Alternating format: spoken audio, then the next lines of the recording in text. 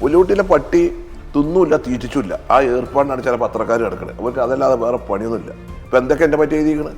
ഇപ്പം ഇങ്ങനെ ആഫീസിൽ നിന്നിട്ട് ഇങ്ങനെ കുത്തിയല്ലേ? അത് പത്രധർമ്മ? അത് ചോദിക്കണ്ടേ? ഇതൊക്കെ വിവരമില്ലാത്തവനും അന്തല്ലാത്തവനും പറയണത്. നിങ്ങളെന്താ ഈ പറയണത്? മുസ്ലിം ലീഗ് പാർട്ടിയാണ് സ്ഥലം വാങ്ങേണ്ടത്. ഉദാഹരണത്തിന് നിങ്ങളാണ് സ്ഥലം ഉടമ എന്ന് വെച്ചാൽ നിങ്ങളെ കയ്യിൽ നിന്ന് മുസ്ലിം ലീഗ് പാർട്ടി സ്ഥലം വാങ്ങുകയാണ്. ഇത് ഒരു 1.5 മാസം മുമ്പ് 1.5 മാസം മുമ്പ് ഒരു പത്രപ്രവർത്തക അവർ ഇതിൻ്റെ പിന്നിൽ ഇങ്ങനെ നടന്നിട്ട് അതിന് എങ്ങനെ ഉണ്ടെന്നൊക്കെ എല്ലായിടത്തും പോയി അവരെന്നെ പരാതി കൊടുപ്പിക്കുക. അവരെന്നെ അതിന് പോയിട്ട് ഇത് ഭൂമി തോട്ടഭൂമിയാണെന്ന് പറയാം. ഇതിൽ പ്രധാനപ്പെട്ട ആരോപണം ഇരട്ടി വില കൊടുത്തു എന്നുള്ളതാണ്. ഇത് മെയിൻ റോഡാണ്. ഇത് റബ്ബർ ചെയ്ത റോഡിൽ നിന്ന് നിങ്ങൾ കാറിൽ നിന്ന് ഇറങ്ങി ഒരു വലത്തെ കാല് വെക്കുന്നത് സൈറ്റിക്കാണ്. വലത്തെ കാല് വെക്കുന്നത് സൈറ്റിക്കാണ്. അത് മുസ്ലിം ലീഗ് മോഡൽ വീട് ഉണ്ടാക്കും. 1-2 ദിവസം മോഡൽ വീട് ഉണ്ടാക്കിയിട്ട് അവിടെ കാണിക്കും. അപ്പോൾ അതിനോടൊപ്പം തന്നെ നിർമ്മാണ പ്രവർത്തനങ്ങൾ ആരംഭിക്കും.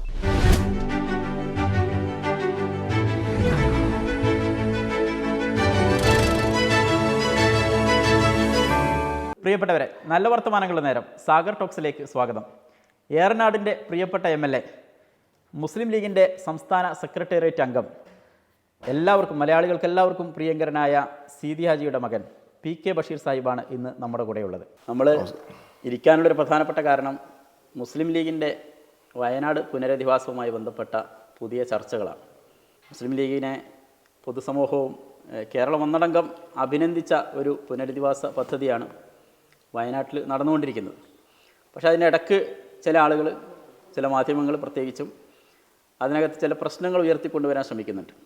അതിൽ പ്രധാനമായിട്ടും PK ബഷീറിനെതിരായിട്ടാണ് ചില വാർത്തകൾ വന്നത്. മാധ്യമ പ്രവർത്തനം എന്ന് പറഞ്ഞാൽ അതിനുണ്ടൊരു അന്തസ്സും ഒരു ഇതൊക്കെ, അതിൻ്റെ എല്ലാ ക്രെഡിബിലിറ്റി ഈ കാലത്ത് പോയിക്കൊണ്ടിരിക്കുന്ന ഒരു കാലഘട്ടത്താണ് തോന്നുന്നത്.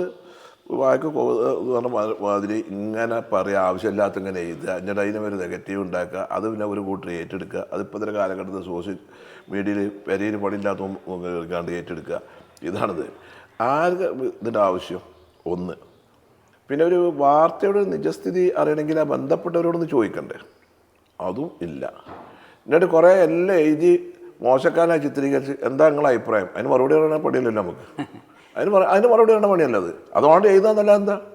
അവനാൻ്റെ ഭാഗം ക്ലിയർ ആണെങ്കിൽ എന്തിനാ ആരെങ്കിലും പേടിക്കേണ്ട ആവശ്യം? ആ പേടി എനിക്കില്ല. സർക്കാരുമായി സഹകരിച്ച് പുനരധിവാസ പദ്ധതികളായിട്ട് മുന്നോട്ട് പോകുമെന്നാണ്.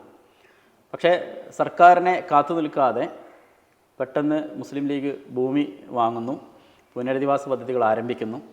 മുഖ്യമന്ത്രി പ്രത്യേകിച്ചും ഈ വിഷയത്തിൽ മുസ്ലിം ലീഗിനെ നിരന്തരം വിമർശിക്കുന്നു. ഇതൊക്കെ ഇതിൻ്റെ ഇടക്ക് വരികയാണ്. എന്തുകൊണ്ടാണ് സർക്കാരുമായിട്ടുള്ള ആ ഒരു സഹകരണം വേണ്ട എന്ന് വെക്കാനുള്ള ഒരു പ്രധാനപ്പെട്ട കാരണം എന്താണ്? വയനാട് ദുരന്തമുണ്ടായപ്പോൾ മുസ്ലിം ലീഗ് പാർട്ടി ബഹുമാനപ്പെട്ട സാദിഖ് അലി ശിഹാബ് തങ്ങളും പാർട്ടി നേതാക്കന്മാരും കൂടി തീരുമാനമെടുത്തതിന് ഉപസമിതി ഉണ്ടാക്കി. ആ ഉപസമിതി ഒരു മെയ്യോടെയാണ് എല്ലാ കാര്യങ്ങളും ചർച്ച ചെയ്ത് തീരുമാനിച്ചിട്ടാണ് പോയത്. പിന്നെ ഒരു ദുരന്തം ഉണ്ടായത് നമ്മളെല്ലാവരെയും ഏറ്റവും വേദനിപ്പിച്ച ഒരു ദുരന്തമാണല്ലോ ചൂരൽമയം മല മുണ്ടക്കൈ ദുരന്തം എന്ന് പറയുന്നത്. അതിന് നമ്മൾ ആദ്യത്തെ ഒരു 10-25 ദിവസം നമ്മൾ അതിൻ്റെ ആ ദുരന്തത്തിൽപ്പെട്ട ആളുകളെ കണ്ടെത്തുന്നതിനും മറ്റുള്ള പരിക്കേറ്റവരെയും അതുപോലെ മറ്റുള്ളവർക്ക് സഹായം എത്തിക്കുന്നതിനാണ് മുസ്ലിം ലീഗ് പാർട്ടി ഊന്നൽ കൊടുത്തത്. മുസ്ലിം ലീഗ് 2000-ഓളം വൈറ്റ് കാർഡ് അംഗങ്ങൾ അവിടെ നിന്ന് നിരന്തരമായി പ്രവർത്തിച്ചു. അതിലൊരു സുപ്രഭാതത്തിൽ നമ്മളെ ഊട്ടുപുര ഇവർ പിന്നെ ഊട്ടാൻ വേണ്ടി പറഞ്ഞത്. അവിടെ വരുന്ന മിലിറ്ററിക്കാരാണെങ്കിലും മറ്റുള്ളവരാണെങ്കിലും അവിടെ സന്നദ്ധ സേവന പ്രവർത്തനം നടത്തുന്നവർക്കാണെങ്കിലും സൗജന്യമായിട്ട് ഭക്ഷണം കൊടുത്തതിൻ്റെ തെറ്റ് അവിടെ നമ്മുടെ ഒരു KMCC-കാർ അവിടെ ചെയ്തിട്ടുള്ളൂ.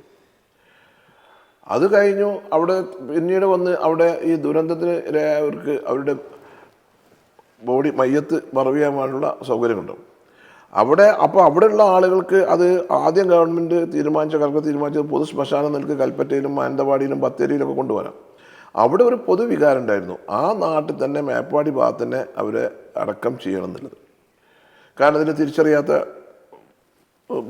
ബോഡികളുണ്ട്. അപ്പോൾ ഇതിനൊക്കെ അവർക്കടുത്ത് വന്നുകൊണ്ട് കാര്യങ്ങൾ നോക്കി ചെയ്യാന്നുണ്ട്. അങ്ങനെ ഹാരിസൺ മലയാളത്തിൻ്റെ സ്ഥലം തന്നെ കിട്ടാൻ ബുദ്ധിമുട്ടുണ്ടായപ്പോൾ അതിന് നമ്മൾ ഇടപെട്ടതാണ്. എൻ്റെ വയനാട് ജില്ലാ മുസ്ലിം ലീഗിൻ്റെ ഭാരവാഹികൾ വിളിച്ചിട്ട് അതിൻ്റെ മാനേജറുകൾ വിളിച്ച് സംസാരിക്കണം എന്ന് പറഞ്ഞു. അങ്ങനെ ഞങ്ങൾ സംസാരിച്ചതിന് ശേഷം കലക്ട്രേറ്റ് പോയി. അപ്പോൾ അതിൽ തഹസിൽദാർ എതിരായിട്ട് റിപ്പോർട്ട് വന്നു. അന്ന് ചീഫ് സെക്രട്ടറിനെ ഞാൻ തന്നെയാണ് നേരിട്ട് വയനാട് കലക്ട്രേറ്റിൽ നിന്ന് വിളിക്കുന്നത്. ആ അതിൽ ഞാൻ ചോദിച്ചൊരു ചോദ്യം എന്താണെന്ന് വെച്ചാൽ chief secretary CMA Harrison Malayalam company ഇതിന് ആളുകളുടെ സംസ്കാര ചടങ്ങ് ശവദ മറ്റേ ഇത് മയ്യത്ത് മറവ് ചെയ്യുന്നതിനുള്ള സൗകര്യം ചെയ്യാനുള്ള സ്ഥലം തരാൻ അവർ തയ്യാറാണ്. അപ്പം ഡിസ്പ്യൂട്ടുണ്ട് ഗവൺമെൻറ്റായിട്ട്. പിന്നെ എതിർകക്ഷി ഗവൺമെൻറ്റാണ്. അപ്പോൾ ഗവൺമെൻറ്റിന് സ്ഥലം വേണം. അവർ സ്ഥലം തരാൻ തയ്യാറാണ്. നിങ്ങളുടെ സ്ഥലമാണെന്ന് പറയുന്നുണ്ട്. അപ്പോൾ പിന്നെ ആ സ്ഥലം എടുത്തുകൂടെ എന്ന് ചോദിച്ചു. അപ്പോൾ അന്നത്തെ ചീഫ് സെക്രട്ടറി വേണു IAS പറഞ്ഞു, അവർ റിക്വസ്റ്റ് ആയിട്ട് നമ്മൾ ഇപ്പോൾ തന്നെ തീരുമാനം എടുക്കാം, മറ്റുള്ളൊന്നും നോക്കണ്ടാണ്. അന്ന് ലാൻഡ് റവന്യൂ കമ്മീഷണറും അവിടെ ഉണ്ടായിരുന്നു. അങ്ങനെ അതിനൊക്കെ നമ്മൾ സജ്ജമായി. എനിക്കിപ്പോഴും തോന്നുന്ന ഒരു ദിവസം രാത്രി എന്നെ ബഹുമാനായ കേരളത്തിലെ പൊതുമരാമത്ത് വകുപ്പ് മന്ത്രി എൻ്റെ സുഹൃത്തുമായ റിയാസ് എന്നെ വിളിച്ചു. MLA നന്നായി, ഇത് നിങ്ങളൊക്കെ ഇടപെട്ട ആ കാര്യങ്ങൾ തീരുമാനിച്ചല്ലോ, അപ്പം അത് അങ്ങനെ തന്നെ പോകണം എന്ന് പറഞ്ഞു. അപ്പം നമ്മൾ അത്രത്തോളം വളരെ പോസിറ്റീവായിട്ടാണ് കാര്യങ്ങളൊക്കെ നടത്തിയിട്ടുള്ളത്. അത് കഴിഞ്ഞു. പിന്നെ ഇനി ദുരന്തബാധിതരെ എങ്ങനെ പുനരധിവസിപ്പിക്കും? പാർട്ടി ഒരു ഫണ്ട് കളക്ഷൻ നടത്തി. പാർട്ടി ഫണ്ട് കളക്ഷൻ നടത്തിയപ്പോൾ ആ ഫണ്ട് ഏതൊക്കെ രൂപയിൽ വിനിയോഗിക്കണമെന്നില്ല. അതിലാദ്യം എന്ത് ചെയ്തു? 651 655 ആഴ്ചയാണ് സർക്കാരിൻ്റെ ലിസ്റ്റിലുള്ളത്. അവർക്ക് നമ്മൾ സർക്കാർ 10,000 റുപ്യ കൊടുക്കുന്നതാണ്, ചെക്കായിട്ടാണ് സർക്കാർ കൊടുക്കുന്നത്. അവരെ പണം അവരെ ബാങ്ക് അക്കൗണ്ടിൽ ചെല്ലുമ്പം അവരെ കടത്തേക്ക് ബാങ്കുകാർ വരവെക്കാണ്. ഇവർക്ക് ദുരന്തബാധിതർക്ക് പണം കിട്ടുന്നില്ല. നമ്മളെന്ത് ചെയ്തു? മുസ്ലിം ലീഗ് പാർട്ടി നേതാക്കന്മാരും തങ്ങളും കുഞ്ഞാട്ടി സാഹിബും സലാം സാഹിബും അടക്കമുള്ള നേതാക്കന്മാരൊക്കെ കൂടി തീരുമാനിച്ച് അതൊരു 15,000 റുപ്യ ഉപസമിതിയും കൂടി തീരുമാനിച്ചു. 15,000 റുപ്യ ഓരോ ഇതിന് ആയ ആൾക്ക് താൽക്കാലിക ആശ്വാസം കൊടുക്കുക. ഗവൺമെൻറ് ലിസ്റ്റിലെ 650 അത് കൊടുത്തു.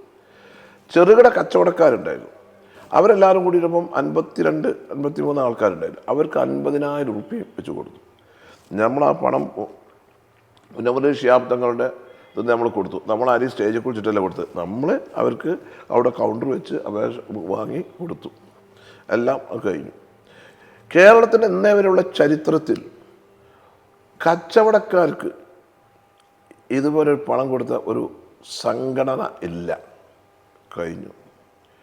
പിന്നീട് നമ്മൾ സർക്കാർ വയനാട്ടിലെ ഒരു പ്രശ്നം എന്താണെന്ന് വെച്ചാൽ അവിടെ ഭൂമിക്കൊക്കെ പ്രശ്നങ്ങളാണ്. ചില ഭൂമി ഒക്കെ തോട്ടഭൂമിയായിരിക്കും. അപ്പോൾ സർക്കാരിനെ നമ്മളൊക്കെ പ്രതീക്ഷിച്ചുകൊണ്ടിരിക്കുന്നത് എന്താ വെച്ചാൽ നമ്മൾ ബന്ധപ്പെട്ട മന്ത്രിമാരായിട്ടൊക്കെ സംസാരിക്കുമ്പോൾ നമ്മൾ പ്രതീക്ഷിക്കുന്നത് സർക്കാർ സ്ഥലം തരും. കാരണം അവിടെ പുത്തുമല ദുരന്തം ഉണ്ടായപ്പം മാതൃഭൂമിക്ക് സർക്കാർ തോട്ടഭൂമി എടുത്തു കൊടുത്തേക്കുക. ആ തോട്ടഭൂമി എടുത്തിട്ട് മാതൃഭൂമി പിന്നെ അവിടെയുള്ളവർക്ക് വീടൊക്കെയുള്ള മറ്റു സംഘടനകൾക്ക് കൊടുത്തേക്കാണ്. അപ്പോൾ നമ്മൾ ഉദ്ദേശിച്ചത് എന്താ വെച്ചാൽ സർക്കാർ സ്ഥലമെടുത്ത് നമ്മൾ ഓരോ സംഘടനക്ക് ഒരു ഏരിയ വെച്ച് തരുന്നതാണ്. നമ്മളതിനും ഒന്നുണ്ടായിരുന്നു, സർക്കാരിൻ്റെ പ്ലാൻ നമ്മൾ അംഗീകരിക്കാം. സർക്കാർ നമുക്ക് നമ്മുടേതായ ഒരു സെപ്പറേറ്റ് ജനങ്ങൾക്കത് പണം വാങ്ങിയതല്ലേ, ആ പണത്തിന് മുസ്ലിം ലീഗ് പാർട്ടിൻ്റെത് അവർ ഇന്ന അവർ ചെയ്തിട്ടുണ്ട്, അത് ഇന്നതാണെന്ന് കാണിച്ചു കൊടുക്കാം. നമ്മളതിന് വെയിറ്റ് ചെയ്തു. നമ്മൾ ഡിസംബർ വരെ വെയിറ്റ് ചെയ്തു. 7 മാസത്തോളം വെയിറ്റ് ചെയ്തു. ഡിസംബർ വരെ വെയിറ്റ് ചെയ്തു. അപ്പോഴും സർക്കാരിൻ്റെ കാര്യം തീരുമാനമായില്ല. അങ്ങനെ അപ്പോൾ അത് ഇങ്ങനെ സർക്കാരിൻ്റെ അനന്തമായി നിന്നുകൊണ്ട് ഇപ്പോൾ മുസ്ലിം ലീഗിൻ്റെ സംസ്ഥാന ഭാരവാഹികളും ബഹുമാനപ്പെട്ട തങ്ങളുടെ നേതൃത്വത്തിൽ മുസ്ലിം ലീഗിൻ്റെ ഈ വയനാട് ഉപസമിതി അംഗങ്ങളും കൂടി ചർച്ച ചെയ്തു. പല സ്ഥലങ്ങളും നോക്കി. ഞാൻ തന്നെ ഒരു 10-17 സ്ഥലങ്ങൾ എൻ്റെ നേതൃത്വത്തിൽ പോയിട്ട് വയനാട്ടുകാർ പോയി നോക്കിയിട്ടുണ്ട്. സ്ഥലമൊക്കെ റോഡ് സൈഡിലുണ്ട്. ഈ പറയുന്ന ആൾക്കാർക്കൊക്കെ പറയാം, ഭൂമിൻ്റെ കടലാസ് നോക്കുമ്പോൾ തോട്ടാണ്, അല്ലെങ്കിൽ പരിധി ലംഘിച്ചതായിട്ട് വരും. അങ്ങനെ ഞങ്ങൾ ആദ്യം സ്ഥലം കച്ചവടം അടിച്ചു. ആ സ്ഥലം നമ്മൾ കച്ചവടിച്ച സ്ഥലം പിന്നെ നോക്കുമ്പോൾ ഞങ്ങൾ ചെറിയ അഡ്വാൻസ് കൊടുത്തു. പക്ഷെ നമ്മൾ ആ സ്ഥലം നോക്കുമ്പോൾ എന്താണ്, അത് നമ്മൾ തോട്ടം പോയി നമുക്ക് ഭൂമി ഉണ്ടാക്കിയ ബുദ്ധിമുട്ടാണ്. അവിടെ എല്ലാവരും ഉണ്ടാക്കുന്നുണ്ട്, അങ്ങനെ ഉടമ്പിൽ ബിൽഡിംഗ് ഉണ്ടാക്കുന്നുണ്ട്, റിസോർട്ട് ഉണ്ടാക്കുന്നത്. പക്ഷെ ലീഗിന് അത് പറ്റൂല. ഇത് പ്രയാസം അനുഭവിച്ച് ദുരിതം അനുഭവിച്ച് എല്ലാം നഷ്ടപ്പെട്ടവന് അവർ കൊടുക്കുന്ന വീടും കാര്യങ്ങളൊക്കെ അതൊക്കെ സുതാര്യമായിരിക്കണം. അത് പാർട്ടി നേതൃത്വത്തിനും തങ്ങൾക്കും എല്ലാവർക്കും നേതാക്കന്മാർക്കും പാർട്ടി അണികൾക്കും എല്ലാവർക്കും നിർബന്ധമുണ്ട്. ലീഗിനെ വിശ്വസിച്ചിട്ടാണല്ലോ ഒരു മാസം കൊണ്ട് 40 കോടി റുപ്യ അക്കൗണ്ടിലേക്ക് വന്നത്. അത് നമ്മളെ വിശ്വസിച്ചിട്ട് അല്ലെങ്കിൽ എല്ലാവർക്കും സർക്കാർ കൊടുത്താൽ പോലെയായിരുന്നു. അപ്പം അതുണ്ടായില്ല. അങ്ങനെ നമ്മൾ ഈ കാര്യങ്ങൾ ഒക്കെ വിശദമായി ചർച്ച ചെയ്തു. രണ്ടാമത് വേറൊരു സ്ഥലം കച്ചവടിച്ചു. അതിനും ഇതേമാതിരി തന്നെ പ്രശ്നങ്ങൾ. മൂന്നാമത് വേറെ സ്ഥലം പോയി കച്ചവടിച്ചു. അതിനും ഇതുമായ ഒരു പ്രശ്നം. അപ്പോൾ ഇത് നോക്കിയിട്ടില്ല, ഇത് വീഴ്ചയാണ്. പിന്നെ പത്രത്തിൽ എത്ര മാസം നടന്നുണ്ടോ? 2-2.5 മാസം നടന്നു. സർക്കാരിനെ കാത്ത് 7 മാസത്തോളം. പിന്നെ സ്ഥലത്തിന് വേണ്ടി 2 മാസമാണ്. അപ്പം നമ്മൾ ഓരോ ആളുകളൊന്നും അവിടെ സ്ഥലമുണ്ട് ഇവിടെ സ്ഥലമുണ്ട് പറയും. പിന്നെ ഇതിൻ്റെ ഒരു മെയിൻ പ്രശ്നം എന്തെന്ന് പറയുന്നത്, ഈ ദുരിതബാധിതർക്ക് അവിടെ സ്ഥലം മേപ്പാടി പഞ്ചായത്തിൽ തന്നെ ലഭിക്കണം. അവിടെയാണ് ഇതിൻ്റെ ഒരു മെയിൻ ഒരു കാതൽ. അതിപ്പോൾ കൽപ്പറ്റയ്ക്കോ അല്ലെങ്കിൽ പുൽപ്പള്ളിക്കോ അല്ലെങ്കിൽ ബത്തേരിക്കോ പടിഞ്ഞാറത്തറയ്ക്കോ ഒന്നും ഇവർക്ക് പോകാൻ താല്പര്യമില്ല. അപ്പോൾ അവിടെ എല്ലാ ആളുകളുടെ ആ ഒരു വികാരം കൊണ്ട് നമ്മൾ മാനിച്ചിട്ടുണ്ട്. അങ്ങനെയാണ് നമ്മൾ അവസാനം ഈ കണ്ണായ സ്ഥലങ്ങൾ കണ്ടു. ഈ സ്ഥലം നമ്മളെ പാർട്ടി പ്രസിഡന്റും അടിച്ചാലും ഞങ്ങളൊക്കെ ആ സ്ഥലം ഈ സ്ഥലങ്ങളൊക്കെ കണ്ടതാണ്. അപ്പം നമ്മൾ അപ്പോഴും ഈ ഇത്രയും വിലയില്ലാത്ത സ്ഥലം നോക്കിയ, പക്ഷേ എന്ത് നോക്കിയാലും അതിൻ്റെ ലീഗൽ ആസ്പെക്ട്സ് നമുക്ക് സംതൃപ്തിയല്ല. പിന്നെ നമ്മളൊരു പണി ഏൽപ്പിച്ചതാണ്. ആ ഇതാകുമ്പോൾ അതിനനുസരിച്ച് നോക്കണമല്ലോ. പിന്നെ കൊടുക്കുന്നത് എവിടെയെങ്കിലും ഉള്ളോട്ട് പോയിട്ട് ഒരു റോഡും കാര്യങ്ങളും ഇല്ലാത്ത ഒരു ചെറിയ സൗകര്യത്തിലെടുത്ത് പോയി കൊടുക്കാൻ നമുക്ക് കഴിയില്ല. അവിടെയും നമുക്ക് പേപ്പർ ശരിയാണോ? ഈ സ്ഥലം തരാൻ അതിൻ്റെ ഉടമകൾക്ക് യാതൊരു താല്പര്യമില്ല. ഇനി അതും വേണം പറയാം. ഈ മൊയ്സ് സാഹിബിനൊന്നും ഇതിന് തീരെ താല്പര്യമില്ല. നമ്മൾ അതേതോട് പ്രസ് ചെയ്തിട്ട് നിങ്ങളൊക്കെ ഇവിടുത്തെ ആളുകളല്ലേ, നാട്ടിൽ ദുരിതം ഉണ്ടായതുകൊണ്ട് സഹായിക്കണ്ടെന്ന് പറഞ്ഞിട്ടാണ് പിന്നെ ആ സ്ഥലം അനുവദിക്കുന്നത്. പിന്നെ അപ്പം അതിൻ്റെ പേപ്പറുകളൊക്കെ നോക്കി 1 മാസം 1.5 മാസം അതിൻ്റെ ലീഗൽ ആസ്പെക്ട്സ് നോക്കിയിട്ട് പല കോണിൽ നിന്നുള്ള അഭിപ്രായങ്ങൾ ഒക്കെ എടുത്തതിന് ശേഷം ആണ് നമ്മൾ ഈ സ്ഥലം കച്ചവടം അടിക്കുന്നതും രജിസ്റ്റർ ചെയ്യാൻ പോകുന്നത്. ഇതിൽ ഗവൺമെൻറ്റിൻ്റെ ഭാഗത്തുനിന്ന് എന്തെങ്കിലും എതിർപ്പുകൾ ഉണ്ടായെന്ന് സംശയിക്കുന്നുണ്ടോ? ഇതിലെന്താ പ്രശ്നം എന്ന് വെച്ചാൽ, ഇത് ഒരു 1.5 മാസം മുമ്പ് 1.5 മാസം മുമ്പ് ഒരു പത്രപ്രവർത്തക അവർ ഇതിൻ്റെ പിന്നിൽ ഇങ്ങനെ നടന്നിട്ട് അതിന് എങ്ങനെ ഉണ്ടെന്നൊക്കെ എല്ലായിടത്തും പോയി അവരെന്നെ പരാതി കൊടുപ്പിക്കുക. അവരെന്നെ അതിന് പോയിട്ട് ഇത് ഭൂമി തോട്ടഭൂമിയാണെന്ന് പറയാം. അവർക്ക് കിട്ടിയ അറിവായിരിക്കും. ഒരു വിഷയം ക്രിയേറ്റ് ചെയ്തിട്ട് ഇതിൽ പിന്നെ നിരന്തരമായിട്ട് ലീഗിനെതിരിൽ റിപ്പോർട്ട് ചെയ്യുന്ന ഒരു പത്രക്കാരനുണ്ടായത് നിരന്തരമായിട്ട്. അവനാണ് ഒരു ഘട്ടത്തിൽ AR നഗറിനെ ED Nagar AR Nagar ബാങ്കിൻ്റെ ഇഷ്യൂവിന് ലീഗിനെതിരെ എഴുതിയ ആളാ മൂപ്പര്. ഇവരെല്ലാവരും കൂടി ക്രിയേറ്റ് ചെയ്ത് ഉണ്ടാക്കിയതാണ് ഈ വിഷയം. നമ്മൾ അത് അന്ന് തന്നെ ഈ ഒരു 2 മാസം മുന്നേ ലീഗൽ ആസ്പെക്ട്സ് ഒക്കെ നമ്മൾ നോക്കി വീണ്ടും നമ്മൾ ഒന്നുകൂടി പരിശോധിച്ചതിന് ശേഷമാണ് രജിസ്റ്റർ ചെയ്തത്. തോട്ടം ഭൂമിയാണ് എന്നാണ് ഇപ്പോഴും അവർ പറഞ്ഞുകൊണ്ടിരിക്കുന്നത്. അത് അല്ല എന്ന് സമർത്ഥിക്കാൻ നമ്മുടെ കയ്യിൽ എന്താ? അല്ല എന്ന് സമർത്ഥിക്കാൻ എല്ലാ രേഖകളും നോക്കി ഇത് ഏത് കാലഘട്ടത്തിലെടുത്ത ഭൂമിയാണ്. ഇതിൽ 2-3 നിയമങ്ങളുണ്ട്. ഒന്ന്, തോട്ടം അതിൽ 600, 500, 700 ഏക്കർ എക്സംഷൻ കിട്ടിയ ഭൂമിയാണെങ്കിൽ അതിനടുത്ത് മുറിച്ച് വെക്കാൻ പറ്റില്ല. നിങ്ങൾക്കൊരു 15 ഏക്കർ ഉണ്ടെങ്കിൽ അത് പക്കയാണെങ്കിൽ അതിൻ്റെ പേപ്പറുകളൊക്കെ നിങ്ങൾക്ക് ക്ലിയർ ആണെങ്കിൽ അതിൽ നിങ്ങൾക്ക് വിൽക്കാം. അതിനേക്കാളും കൂടുതൽ ഭൂമി ഉണ്ടെങ്കിൽ പറ്റില്ല. ഒരാൾക്ക് കൈവശം വെക്കാവുന്ന ഭൂമി 15 ഏക്കറാണ്. അതിൽ എല്ലാ പേപ്പറുകളും നമ്മൾ നോക്കിയിട്ടുണ്ട്. ആ പേപ്പറുകളൊക്കെ നോക്കിയതിന് ശേഷം എടുത്ത് തോട്ടഭൂമിയിൽ ആരെങ്കിലും എടുക്കണമെങ്കിൽ അവിടെ 40,000 റുപ്യ കിട്ടും. മേപ്പാടി അങ്ങാടിയിൽ ആ പള്ളിൻ്റെ നേരെ ഓപ്പോസിറ്റ് ആ ചായത്തോട്ടം കിട്ടും. ഞങ്ങളവിടെ പോയി നോക്കിയതാണ്. എന്നിട്ട് അതിൻ്റെ ഉടമസ്ഥൻ്റെ അടുത്ത് പോയതാണ്. അത് തൃശ്ശൂരിലൊരു പാർട്ടിൻ്റെതായിരുന്നു. അവിടെയൊക്കെ നോക്കുമ്പോൾ അതും തോട്ടഭൂമിയാണ്. അവിടെ നിന്ന് എടുക്കാൻ പറ്റില്ല. അവിടെ പോകുന്ന നീതിക്കണ്ടിൻ്റെ അവിടെ കൽപ്പറ്റ സ്റ്റേറ്റ് നീതിക്കണ്ടി ഭൂവുടമകൾക്ക് നോട്ടീസ് വരുന്നത് എന്തടിസ്ഥാനത്തിലാണ്? ഭൂവുടമകൾക്ക് നോട്ടീസ് ഒരു പരാതി കൊടുത്തിട്ട് വില്ലേജ് ഓഫീസർക്ക് പരാതി കൊടുത്തപ്പോൾ വില്ലേജ് ഓഫീസർ ഇങ്ങനെ ശ്രദ്ധയിൽപ്പെട്ടിട്ടുണ്ട്, അത് ഞാൻ ബന്ധപ്പെട്ടവർ അറിയിക്കുന്നു എന്ന് പറഞ്ഞിട്ടേ കൊടുത്തിട്ടുള്ളൂ. ഒരു ഹിയറിങ്ങിന്. ആ ഹിയറിങ് ഞാൻ ചോദിക്കട്ടെ, ഒരാളെ പറ്റി ഒരു പരാതി എടുത്തപ്പോൾ ഇൻകം ടാക്സ് നോട്ടീസ് വരും അല്ലേ? സെൽ ടാക്സ് എന്ന് പണ്ട് മുമ്പത്തെ കാലത്ത് നോട്ടീസ് വരും. എവിടുന്നൊക്കെ നോട്ടീസ് വരും? ഒരു നോട്ടീസ് വരുമ്പോൾ എന്താ, ആ നോട്ടീസിൽ ഇങ്ങനെ ഉണ്ട്, അതുകൊണ്ട് നിങ്ങൾ ഭാഗം ബോധിപ്പിക്കണം എന്ന് നമ്മൾ കൊടുക്കും. മുസ്ലിം ലീഗിനെ ടാർഗറ്റ് ചെയ്തുകൊണ്ട് ഈ പരാതി കൊടുപ്പിച്ചതാണെന്ന് വിശ്വസിക്കുന്നുണ്ടോ? ഇത് എന്താ വെച്ചാൽ തൻ്റെ പത്രപ്രവർത്തനവും തൻ്റെ അന്വേഷണമായ പ്രവർത്തനവും ക്ലിയർ ആണെന്ന് മറ്റുള്ളവർ എടുത്ത് അറിയിക്കാൻ വേണ്ടിയിട്ട് മനഃപൂർവ്വം ചെയ്ത ഒരു കാര്യമാണിത്. ഞാൻ ചോദിക്കട്ടെ, അവിടെ വേറെ സംഘടനകളൊക്കെ വീട് കയറ്റുണ്ടല്ലോ, എന്താ ആരും ഒന്നും നമുക്കൊന്ന് പോകാത്ത? അവിടെ 3 സംഘടനകളുടെ വീട് കയറ്റുണ്ട്, എന്താ ആർക്കൊന്നും ഇല്ലാത്ത? എന്താ അതിൻ്റെ പേപ്പറൊക്കെ എങ്ങനെ ഉണ്ടെന്ന് നോക്കിയിരിക്കണം. അതിനെതിരെ മുഖ്യമന്ത്രി ഒന്നും പറയുന്നില്ല. ആരും പറഞ്ഞിട്ടില്ലല്ലോ. ഇതിനു മുമ്പ് മാതൃഭൂമിക്ക് തോട്ടം ഞാൻ നേരത്തെ പറഞ്ഞല്ലോ, മാതൃഭൂമിക്ക് കൊടുത്ത തോട്ടം ഭൂമി എടുത്തിട്ട് ഗവൺമെൻറ് ഏറ്റെടുത്തിട്ട് എല്ലാം കൊടുത്ത്. നമ്മളെന്താ പറഞ്ഞത്, സർക്കാരിന് അവിടെ ഒരു സ്ഥലം തന്നിട്ടുണ്ടെങ്കിൽ ഒരു ഭാഗം മാർക്ക് ചെയ്ത് തരാനാണ്, അല്ലാതെ അവിടെ കൊണ്ടേ ബോർഡും കൂടി വെക്കാനല്ല. ഇതിൽ പ്രധാനപ്പെട്ട ആരോപണം ഇരട്ടി വില കൊടുത്തു എന്നുള്ളതാണ്. അതായത് ഭൂമിക്ക് അത്ര വില അവിടെ ഇല്ല എന്നുള്ളത്. അതാരാ പറയണേ? 1-2 വ്യക്തികൾ അവരുണ്ടോ? ഒരു മുസ്ലിം ലീഗ് ഒരു നല്ലൊരു ജീവകാരുണ്യ പ്രവർത്തനം നടത്തുന്ന ഒരു രാഷ്ട്രീയ പാർട്ടി ആയതുകൊണ്ട് അതിൻ്റെ മേൽ ഒരു കളങ്കം ചേർത്താൻ വേണ്ടിയിട്ട് മനഃപൂർവ്വം ബോധപൂർവം ഗൂഢാലോചന നടത്തി ഉണ്ടാക്കുന്ന ഒരു നാടകമാണിത്. കാരണം എന്താ വെച്ചാൽ, സ്ഥലം എങ്ങനെയാണ് നാട്ടിൽ മുട്ടിലങ്ങാടിയിൽ 10 ലക്ഷം റുപ്യ സെൻറ്റിന് വില. ആദായത്തിന് പിന്നെ പേർവേലയോടെ 60,000 75,000 ഉണ്ടാവുള്ളൂ. ആ മുട്ടിൽ നിന്ന് പോന്നിട്ട് മേപ്പാടി ഉള്ള റോഡ് റബ്ബറൈസ് ചെയ്ത മെയിൻ റോഡാണ്. ആ മെയിൻ റോഡിനെ പോരുമ്പം മുട്ടിൽ നിങ്ങളുടെ ആദ്യ ഘട്ടത്തിലോട്ട് പോരുമ്പം 5 ലക്ഷം റുപ്യാണ് അവിടെ വില. അതിൻ്റെ അവിടെ നിന്ന് ഇങ്ങോട്ട് പോരുമ്പോൾ 3 ലക്ഷമാണ്. നമ്മളെ സ്ഥലത്തിൻ്റെ അടുത്ത് എത്തുമ്പം 2.5-3 ലക്ഷം റുപ്യാണ് വില. ഇത് മെയിൻ റോഡാണ്. ഇത് റബ്ബറൈസ് ചെയ്ത റോഡിൽ നിന്ന് നിങ്ങൾ കാറിൽ നിന്ന് ഇറങ്ങി ഒരു വലത്തെ കാല് വെക്കുന്നത് സൈറ്റിക്കാണ്. വലത്തെ കാല് വെക്കുന്നത് സൈറ്റിക്കാണ്, അല്ലാതെ ഉള്ളോട്ട് പോയിട്ടൊരു കട്ട് റോഡ് വരെ ഇല്ല. ഒന്ന്. രണ്ട്, അതിനപ്പുറത്തും ഈ ക്ലിയർ ഭൂമിയാണ് കേട്ടോ, ക്ലിയർ ഭൂമിക്കാണ് ഞാൻ ഈ പറഞ്ഞത്. ക്ലിയർ ഭൂമി, ഇത് ക്ലിയർ ഭൂമി ആയതുകൊണ്ട് തന്നെയാണ് നമ്മൾ ആ വില കൊടുത്തിട്ട് ഈ സാധനം ഈ ഭൂമി വാങ്ങിയിട്ടുള്ളത്. തോട്ടഭൂമി അവിടെ കിട്ടുമല്ലോ. 3 ലക്ഷം റുപ്യാണ് ഇപ്പം പറയുന്ന ഒരു റവന്യൂ ഉദ്യോഗസ്ഥൻ്റെ സ്ഥലം ഇവിടെ വിൽക്കാൻ വേണ്ടി വെച്ചിട്ടുള്ളത്. അയാൾ ചോദിക്കണം 3 ലക്ഷം റുപ്യ.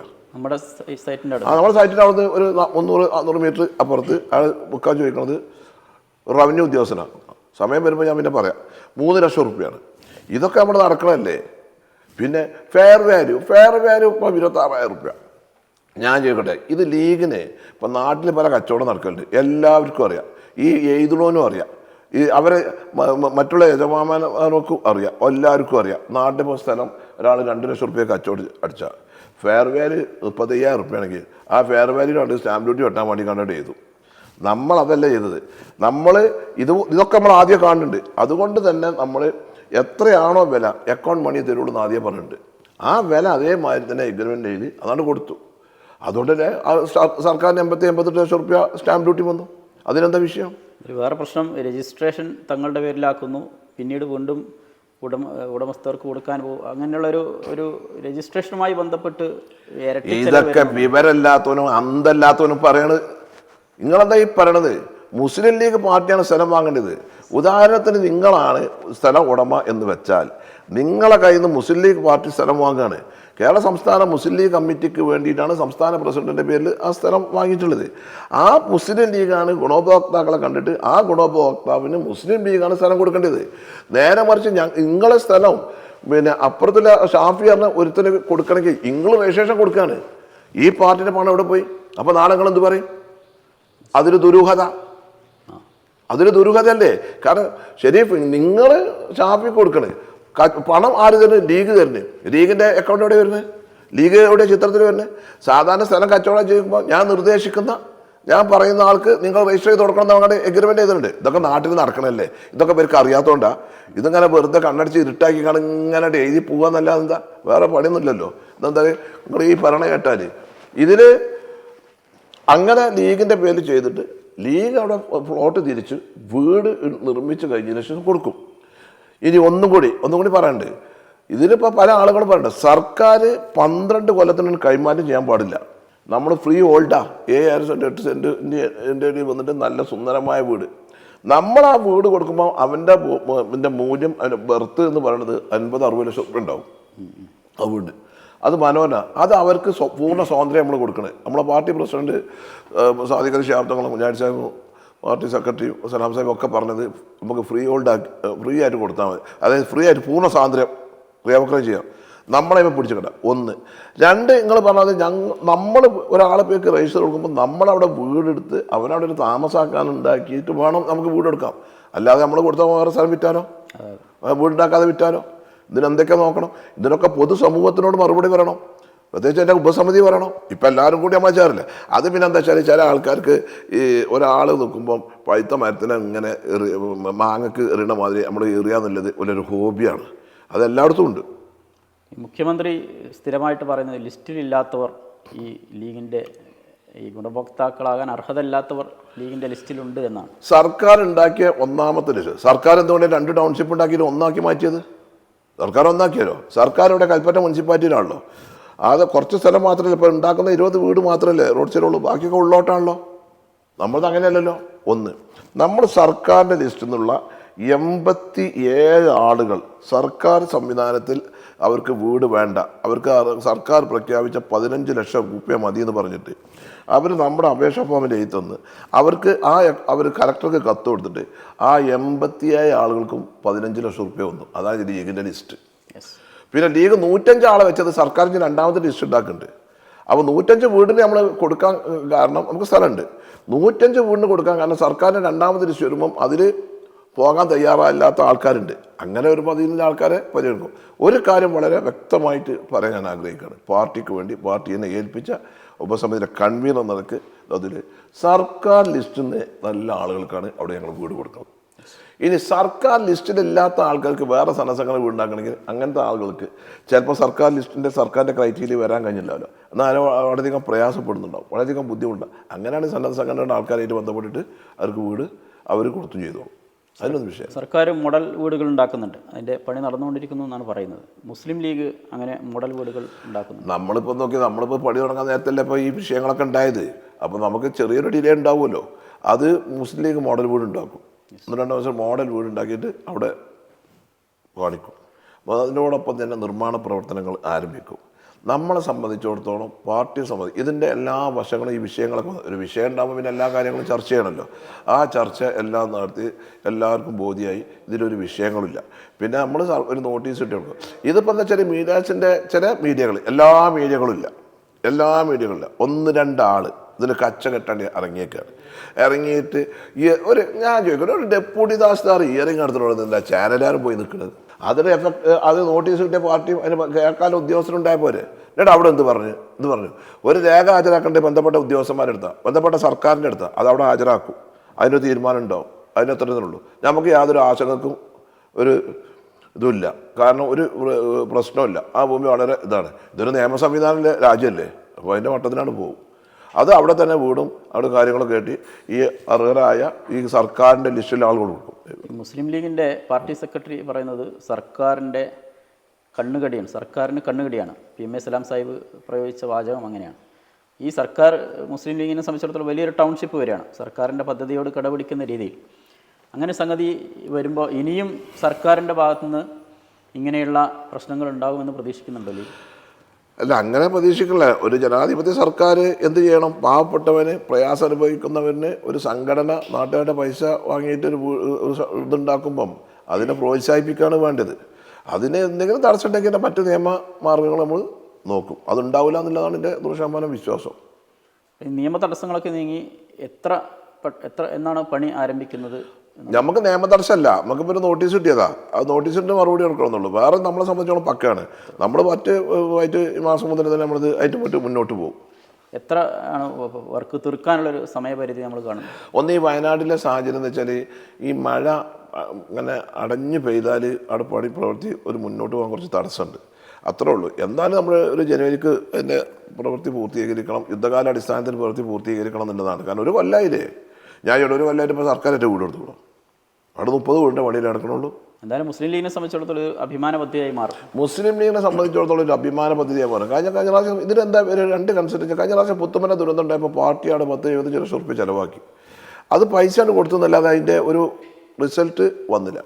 അപ്പോൾ അവിടെ വയനാട് ജില്ലാ മുസ്ലിം ലീഗ് കമ്മിറ്റിക്ക് അവിടെ നല്ലൊരു പദ്ധതി തയ്യാറാക്കണം. നമ്മളിങ്ങനെയൊക്കെ ഉള്ളതല്ലേ, അതുകൊണ്ട് ഈ പ്രയാസം അനുഭവിക്കൊരു ആശ്വാസം കിട്ടുന്ന ഒരു നല്ലൊരു പദ്ധതി വേണമെന്ന് ചോദിച്ചിട്ട് പാർട്ടിയുടെ സംസ്ഥാന മുസ്ലിം ലീഗിൻ്റെ സെക്രട്ടേറിയറ്റ് അംഗങ്ങൾ, പാർട്ടിയുടെ MLA മാർ, പാർട്ടിയുടെ ജില്ലാ മുസ്ലിം ലീഗ് പ്രസിഡന്റ് സെക്രട്ടറിമാർ, അതിലെ ക്ഷണിക്കപ്പെട്ട ആളുകൾ, സംസ്ഥാന ഭാരവാഹികൾ, മുസ്ലിം ലീഗിൻ്റെ ഉന്നതാധികാര സമിതി അംഗങ്ങളായ നേതാക്കന്മാർ, ഇവരെല്ലാവരും കൂടിയെടുത്ത തീരുമാനങ്ങളാണ്. ഇതിൻ്റെ ഓരോ ഘട്ടത്തിലും ഇത് ഒക്കെ ചർച്ച ചെയ്തിട്ടുണ്ട്. ഇത് വളരെ സുതാര്യമാകണം എന്നുള്ളത് എല്ലാവരും അഭിപ്രായം. ഇത് സുതാര്യമായിട്ട് തന്നെ പോയിട്ടുള്ളൂ. എന്താ ഇപ്പോൾ പറയലത്? വില കൂടിക്കണമെന്ന് ഈ പറഞ്ഞ ആൾക്കാരോട് വില വായിത്തരോ? പിന്നെ ഒരാളാണ് പോസ്റ്റ് ഇടുകയാണ്. ഇപ്പോൾ ഒന്നൊരാൾ പോസ്റ്റ് ഇട്ടു 45,000 കിട്ടും, തോട്ടഭൂമിയാണ്. അതിപ്പോൾ എല്ലാവർക്കും അറിയില്ലേ, അയാൾ പറയേണ്ട ആവശ്യമില്ലല്ലോ. അതിൻ്റെ പത്രപ്രവർത്തക ഞങ്ങൾ മുസ്ലിം യൂത്ത് ലീഗിൻ്റെ ജനറൽ സെക്രട്ടറിനെ വിളിക്കുക. അപ്പോൾ ഇവരെ എയിം എന്താണ്? ഇത് നീർക്കോലി അടിച്ചാൽ അത്തയം കൊടുക്കണ മാതിരി നോക്കുകയാണ്. പുല്ലൂട്ടിലെ പട്ടി തിന്നൂല്ല തീറ്റിച്ചില്ല. ആ ഏർപ്പാടിനാണ് ചില പത്രക്കാർ കിടക്കണത്. അവർക്ക് അതല്ലാതെ വേറെ പണിയൊന്നുമില്ല. ഇപ്പം എന്തൊക്കെ എൻ്റെ പറ്റി എഴുതിയിരിക്കണത്? ഇപ്പം ഇങ്ങനെ ആഫീസിൽ നിന്നിട്ട് ഇങ്ങനെ കുത്തിയല്ലേ? അത് പത്രധർമ്മ, അത് ചോദിക്കണ്ടേ? ഒരു ഭാഗത്ത് നമ്മളോടിങ്ങനെ ചോദിക്കും, എന്നിട്ട് ഒരു ഭാഗത്ത് പോയിക്കാണ്ട് ഇവൻ്റെ ഭാവനയില്ലാണ്ട് എഴുതും ചെയ്യും. എൻ്റെ പാർട്ടി നേതാക്കന്മാരും, എൻ്റെ ബഹുമാനായ തങ്ങളും, ബഹുമാനായ കുഞ്ഞാടി സാഹിബ്, ബഹുമാനായ സലാം സാഹിബ്, എൻ്റെ പാർട്ടിയിലെ മറ്റ് നേതാക്കന്മാരും, അവരൊക്കെ ഇതിൽ വളരെ ഞങ്ങളുടെ പ്രവർത്തനങ്ങളിൽ സംതൃപ്തിയാണ്. പിന്നെ മീഡിയ, പിന്നെ ഇപ്പോൾ ഈ കാലത്ത് എല്ലാം എല്ലാവരുടെ സ്ഥാനാർത്ഥികൾ നിശ്ചയിക്കുന്ന മീഡിയ, അതിൻ്റെ ടേം നിശ്ചയിക്കുന്ന മീഡിയ, അതിൻ്റെ മറ്റവൻ്റെ ഇത് നിശ്ചയിക്കുന്ന മീഡിയ, അജണ്ട ഉണ്ടാക്കുന്നത്. അതിപ്പോൾ അനുഭവം ഉണ്ടാക്കിയല്ലോ അജണ്ട മീഡിയ. UDF തോൽക്കാൻ വേണ്ടി എന്തൊക്കെ മീഡിയ ഉണ്ടായിരുന്നു, അതൊന്നും ഇപ്പോൾ നമ്മളെ സംബന്ധിച്ച് വിഷയമല്ല. ഈ KT ജലീലിനെ പോലെയുള്ള ആളുകൾ ഇപ്പോൾ ഗുണഭോക്താക്കളോട് പറയുന്നത് നിങ്ങൾ ലീഗിൻ്റെ പദ്ധതി ഉപേക്ഷിച്ച് സർക്കാർ പദ്ധതിയിലേക്ക് തന്നെ തിരിച്ചു വരുമെന്നാണ്. ഏതെങ്കിലും ഗുണഭോക്താക്കൾ ലീഗിൻ്റെ പദ്ധതിയിൽ നിന്ന് മാറണമെന്ന് ആഗ്രഹം പ്രകടിപ്പിച്ചിട്ടുണ്ട്? ആരുമില്ല. നമുക്ക് അപേക്ഷ കൂടുതലാണ്. ഈ സ്ഥലത്ത് വന്ന് കണ്ടാലും അപേക്ഷ കൂടുതലാണ്. ആ അപേക്ഷ കൂടുതലായിട്ടാണ് പിന്നെ പാർട്ടി ഒരു തീരുമാനം എടുത്തിട്ടുണ്ടായിരുന്നു. ഇതിന് അർഹതപ്പെട്ട അല്ലെങ്കിൽ സർക്കാർ ലിസ്റ്റിലെ ആളുകൾക്ക് കൊടുത്താൽ മതിയെന്ന്. അതിൽ വന്നത് 87 ആളുകളാണ്. അതന്നെ പ്രശ്നം. ആ പ്രശ്നമാണ് എല്ലാവരുടെ പ്രശ്നം. ആ പ്രശ്നമാണ് എല്ലാവരുടെ പ്രശ്നം. ഇന്ന ജാതി അല്ലെങ്കിൽ ഇന്നൊരു കമ്മ്യൂണിറ്റി എന്നില്ല, എല്ലാ വിഭാഗം ജനങ്ങളും എല്ലാവരും എടുത്തിട്ടുണ്ട്. അല്ലാതെ അതിൽ ഒരു കൂട്ടർ മാത്രമായിട്ട് അല്ല.